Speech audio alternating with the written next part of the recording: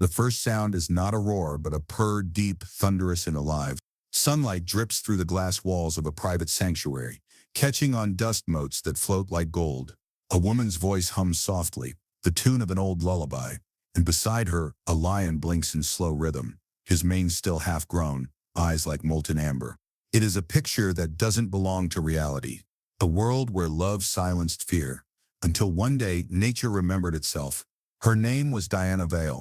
To the outside world, she was the woman who made wildness gentle, a philanthropist, a collector of beauty, and the quiet soul behind the Vale Wildlife Foundation. But here, in the folds of her estate, she was simply mother to a creature named Couscous.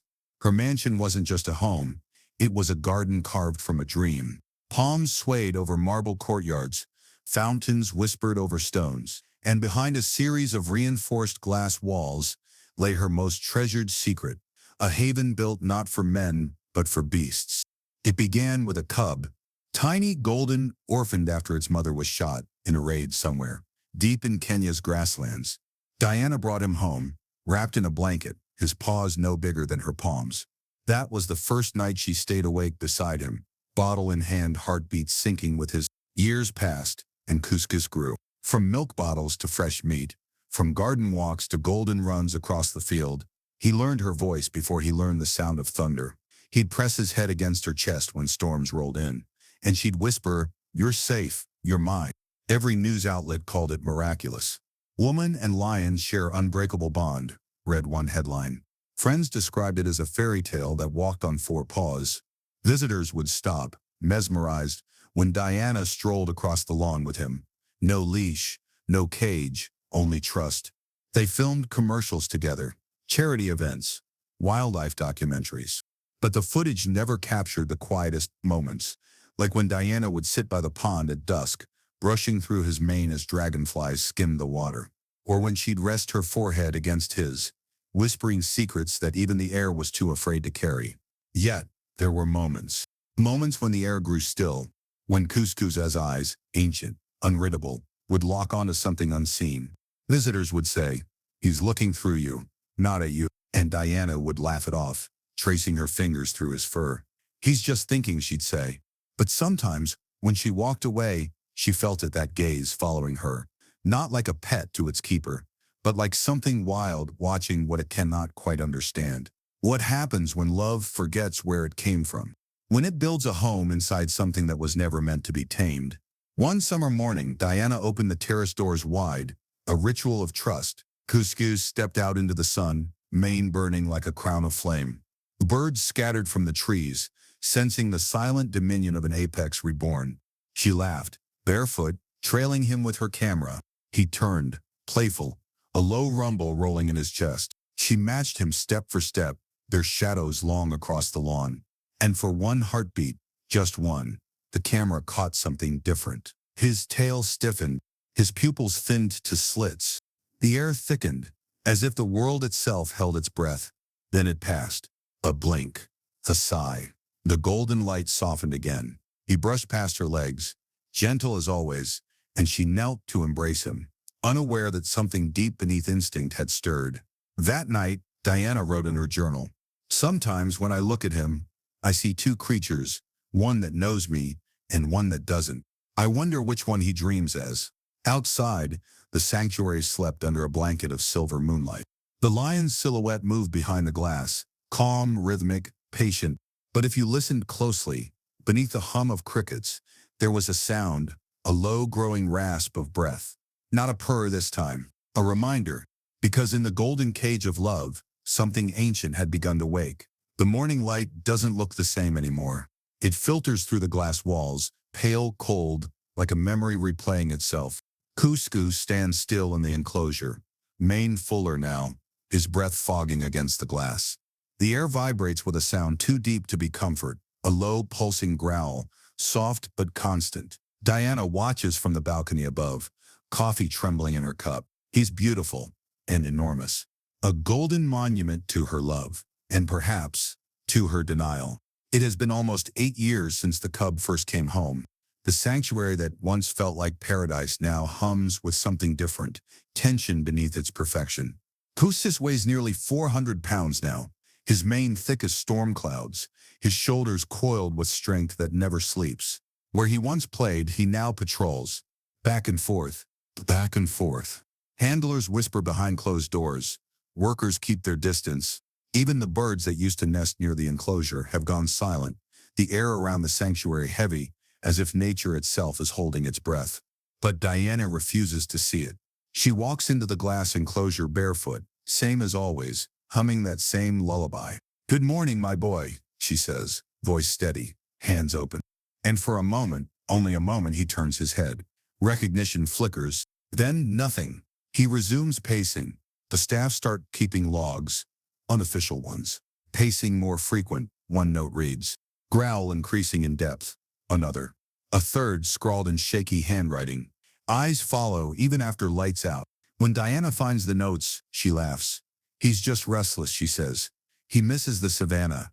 But her laughter sounds thinner than before. Her friends notice it too. In interviews she smiles, but her eyes dart between questions. One evening, a journalist asks, "Do you ever feel afraid?" She answers too quickly. "Never. He knows me. He'd never hurt me." The interviewer pauses, the kind of silence that feels like a warning. Outside, the enclosure groans in the heat. Couscous circles the same path, tail flicking in rhythmic agitation. Every so often, he stops beneath the window of Diana's study, his breath fogging the glass, and stares. Not moving, just watching. One night, lightning tears across the horizon. The thunder rolls, and Couscous lets out a sound so deep it rattles the windows. Diana rushes down, barefoot, robe dragging in the mud. He's pacing again, body slick with rain, eyes glinting white in the flash. She whispers through the bars. He growls, low, long, the kind of sound you don't feel in your ears, but in your bones. Days pass. Couscous stops eating for 2, then 3, and still she says, "He's fine. He just needs me." But every time she steps into that enclosure, the workers flinch. Because the look in his eyes isn't curiosity anymore. It's calculation. The final warning comes one still, airless night. The cameras catch Diana walking toward the enclosure after midnight, slippers scraping on stone. The lamps are dim, the air wet with humidity. Crickets fade as she nears. She unlocks the door. The metallic click echoes across the grounds. "Hey, my love," she whispers, voice barely audible. Inside, it's almost pitch dark, except for the faint shimmer of golden fur under moonlight. She waits for him to come. He doesn't. The enclosure is filled with sound, not movement, but breath. Slow, deep inhalations. Then silence. "Couscous?" Her voice wavers. From somewhere in the shadows, the low growl answers. It vibrates through the floor, through her feet, up her spine. She grips the railing, the first visible sign of fear. She waits again. This time there's no purr, no playful rumble. Only stillness, and the sound of claws scraping softly against concrete. Her flashlight flickers once, twice. The frame darkens until only the faint glint of metal bars remains. Then a whisper. For the first time, the narrator says, "Couscous didn't come when she called." The morning begins like mercy. Soft light seeps across marble floors. Birds return to the trees, singing as if the world has forgiven the night. The air smells of rain and iron, clean, alive. Diana hums while tying her hair, her reflection fractured in the glass that separates her from the sanctuary. On the other side, Couscous waits, still, immense, haloed by the golden haze of sunrise. A scene so peaceful it feels rehearsed. It's just after 6. The estate is waking, sprinklers hissing, staff murmuring through morning routines. Diana carries a silver tray, fresh meat, vitamin mix, a small towel folded neat beside it. She walks barefoot, like she always does, each step measured, reverent. Through the fogged glass, Couscous lifts his head. His mane catches the light, darker now, heavier, flecked with age. Their eyes meet through the barrier. She smiles. "You're hungry, aren't you?" He doesn't move. The air feels different today. Not hostile, not angry, just aware. Like the whole sanctuary is waiting for something it doesn't want to see. When she reaches the door, the metal feels colder than usual. She hesitates only once, then exhales, and steps inside. The sound inside the enclosure is sharper. Each drip of water, each shuffle of weight against stone. Couscous watches from the far corner, head low, eyes gleaming amber through shadow. "Good morning, my love," she says, voice almost a whisper. She sets the tray down. Meat hits the metal bowl with a soft, wet thud. He doesn't come. Diana crouches, tilts her head. "Come on, sweetheart. You're all right." Her voice cracks just slightly. Behind her, the automatic door hisses as it seals shut, a soft mechanical sigh that sounds almost human. Minutes stretch. He moves slow, deliberate, each step a study in silence. His shoulders roll like waves under fur. She smiles again, but it's brittle now. "That's it. Good boy."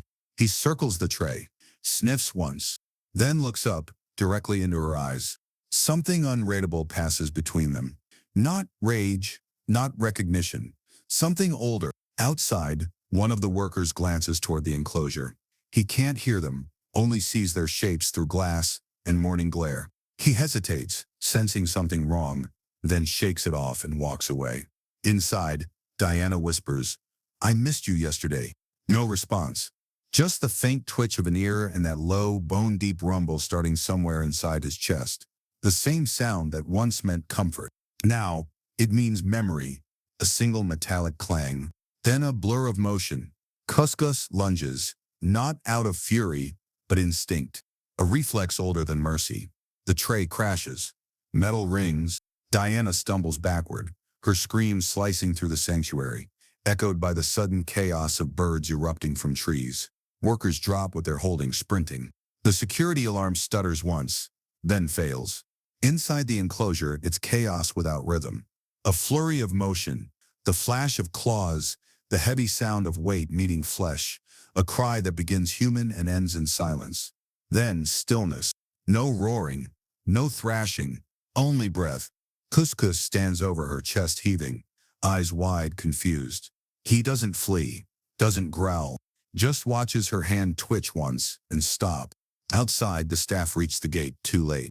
They see what the camera sees, the lion standing over his keeper, tail low, head bowed, as if trying to understand what he's done. Sound design, distant alarms, someone shouting, "Don't shoot, don't." The screen freezes on that frame, human and beast, frozen between love and nature. Narrator, in the end, he didn't attack out of rage. He simply forgot he wasn't supposed to. Silence returns, thick, unbearable. The sanctuary is still again, but changed forever. Couscous sits beside her body for hours, unmoving, eyes glassy with confusion. When animal control finally enters, he doesn't resist. He just lowers his head, as if waiting to be forgiven. Outside, wind moves through the palm trees, the same soft whisper as before. The world keeps going. And somewhere in that quiet, a voice faint, sorrowful, asks, "Who are we to think love can rewrite nature?" The first headline ignites before sunrise. Woman killed by her beloved lion. Screens flare across homes, cafes, airport lounges, flashing police lights outside Vale Estate, the glass sanctuary looming silent, sacred and shattered. Cameras hover like vultures, capturing flowers piled at gates, umbrellas glinting in drizzle, reporters whispering into microphones, their breath visible in the cold morning. Inside, the world tilts on a hinge of disbelief. Outside the sanctuary, a single blackbird lands on a palm frond. Its wings tremble, and somewhere beneath the quiet, the question rises. How could love and nature collide so violently? By mid-morning, headlines multiply. The lion that loved too hard. Billionaire conservationist killed by her own creation. Beauty and the Beast, the tragedy of Vale Estate. Every network plays the same shaky security footage. Diana's last steps toward the enclosure, her reflection fractured in glass, a tray of meat sliding from her hands. In the background, shadows of the lion shift, massive, golden, unyielding. Outside the estate, reporters crowd under umbrellas, their voices weaving panic, speculation, grief. Flowers, candles, handwritten notes, symbols of mourning and fascination. On social media, the world divides instantly. Some mourn Diana, hailing her as a visionary who bridged two worlds. Others mourn the lion, imagining the cruelty of captivity. And somewhere in all this, a single impossible truth is ignored. The line between love and instinct is thinner than anyone wants to admit. Talk shows erupt in debate. This was preventable, one host says, leaning forward, eyes narrow.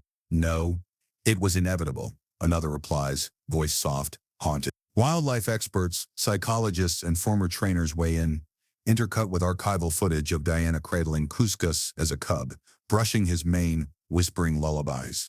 Lions don't attack out of malice, says a biologist, gaze fixed on the grainy video. They revert to what they are, apex predators, bound by instinct. Social media explodes. Justice for Couscous. Diana Vale.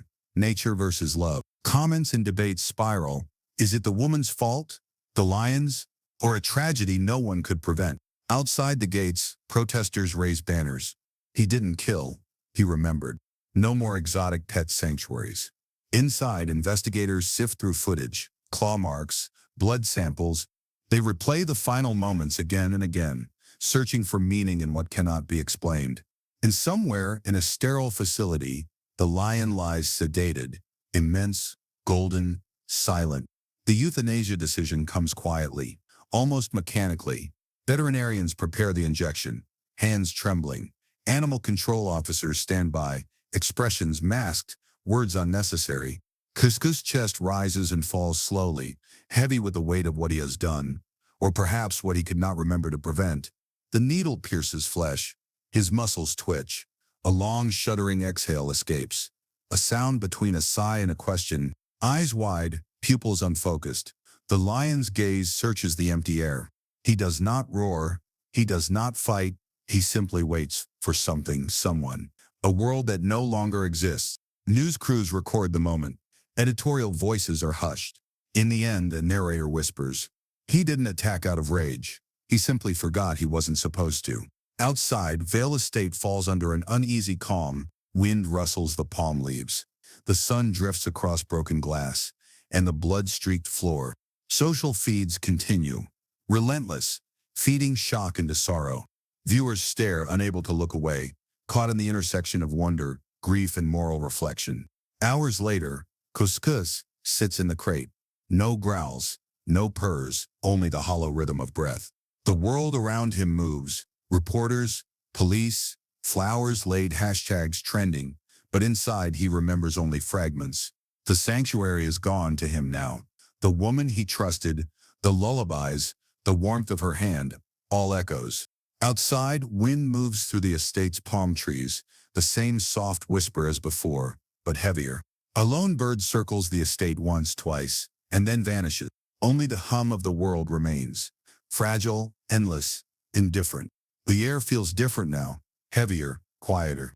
The sanctuary sits abandoned, sunlight spilling through shattered windows, dust motes drifting like gold ghosts.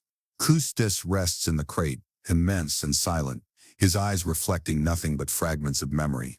Outside, a lone bird circles the estate, calling once before vanishing into the horizon.